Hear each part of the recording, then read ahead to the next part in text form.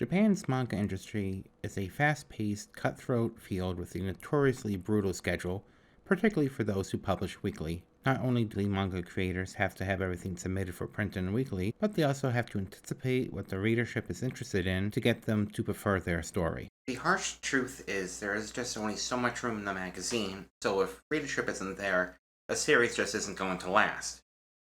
But just because a series doesn't last long doesn't mean it's completely without merit. And that's why, today, we're going to look at some short-lived Shonen Jump manga series I think you should check out. For the sake of some ground rules, for something to be considered short-lived for this list, it has to have lasted for 52 chapters or less than a one-year run. Additionally, it has to have been cut short. Phantom Blood, the first part of JoJo's Bizarre Adventure, qualifies for this list under the first condition, being only 44 chapters. However, that was the planned conclusion to the story, which continued on with part 2. And just to reiterate, this is not a rankings list. This is a recommendation list that will be grouped alphabetically. And with all that out of the way, all these series came out between 2012 and 2022, and everyone was like, "Please, sir, I want some more."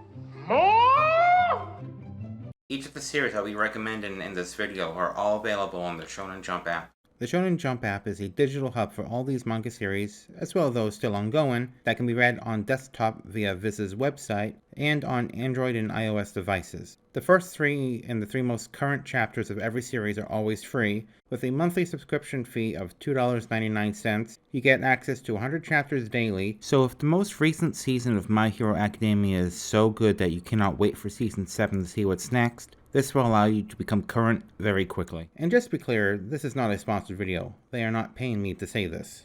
But they could. Wink wink, wonk wonk. Alright, this ramble has been going on long enough. Let's finally get to the video with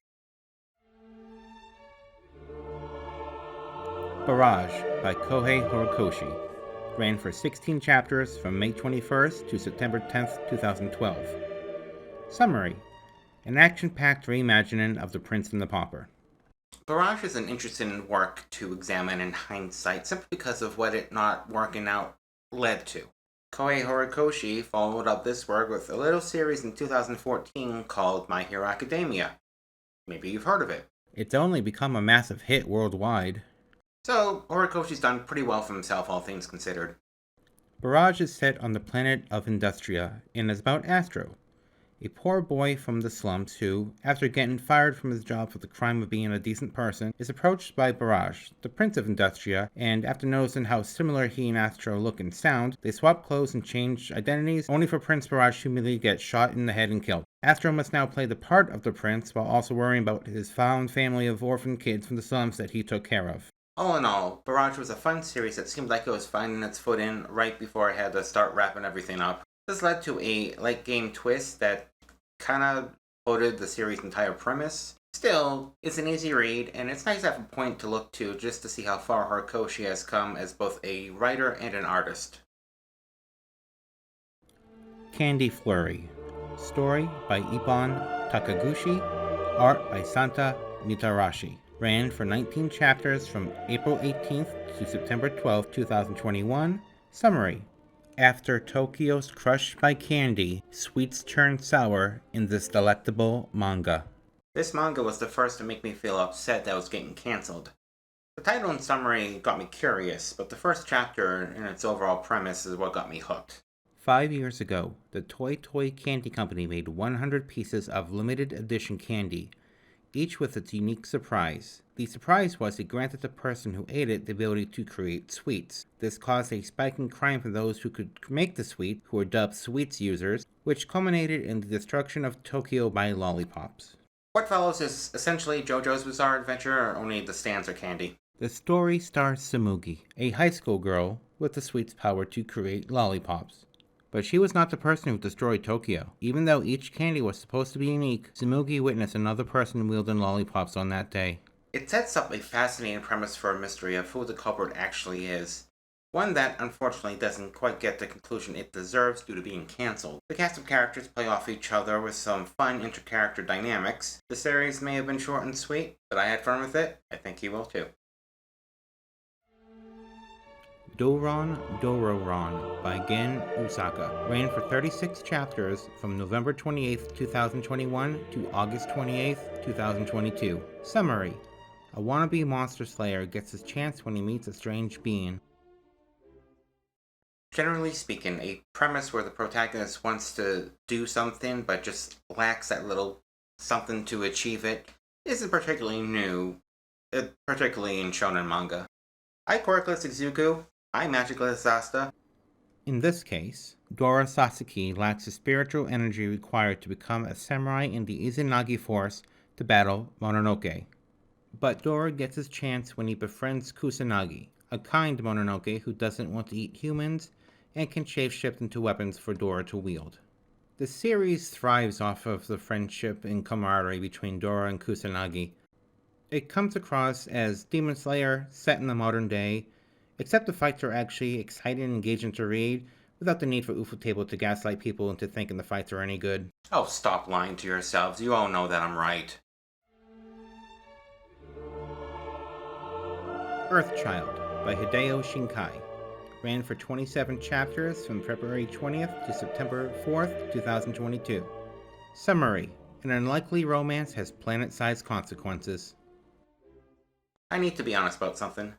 This video is a concept I've had brewing for some time now, but Earthchild getting X is what prompted me to actually go out and make it. Of all the series on this list, this one was my favorite by a wide margin. Earthchild is centered around Reisuke Sawada, a young man who, after getting saved from becoming the protagonist of an isekai series, gets his memory wiped, only it doesn't stick. Reisuke has a chance encounter with a savior, a young woman named Kairi, who is an Earthchild. An Earthchild acts as the planet's immune system, taking care of threats to the Earth, both man-made and naturally occurring. The relationship between Reisuke and Kairi is the heart of the series. Every glimpse of them interacting together makes it clear that their love for each other powers them, a power that evolves when their son, Mamoru, enters the picture. Earthchild has what is probably the best first chapter for a manga that I have ever read. Unfortunately, the rest of the series doesn't quite live up to the potential of that introduction. A common statement I would see is that it was a series that should have stayed as a one-shot, and maybe there's some merit to that. But I am glad that we got the series, and it was one I was always looking forward to reading. The Hunters Guild, Red Hood by Yuki Kawaguchi ran for 18 chapters from June 27th to November 7th, 2021. Summary: a grim take on grim tales. The hunted become the hunters. The Hunters Guild, Red Hood, tells the story of Velo, a young boy living in a small hamlet plagued by werewolf attacks. Eventually, the hamlet's mayor manages to scrounge up enough money to hire a hunter from the Hunters Guild. The hunter that arrives is a woman named Grim, who goes from looking small and dainty to towering and giant in multiple ways because Yuki Kawaguchi used to work as an assistant for Kohei Horikoshi, and he clearly learned a lot under Horikoshi's tutelage.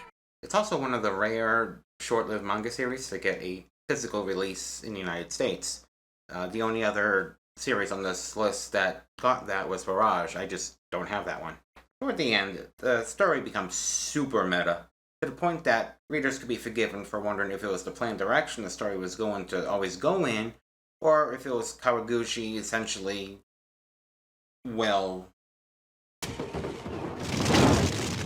Alright, I think 5 recommendations are enough for one video. Do you have a short-lived Shonen Jump manga series that you really like that I didn't cover? Leave your suggestions that are not Phantom Seer in the comments. I did not care for it. It's been a few years, so I plan on giving it another look, so there's no need to suggest something I already plan on revisiting. Other than that, leave your suggestions in the comments. Thank you for watching, and I'll see you in the next video.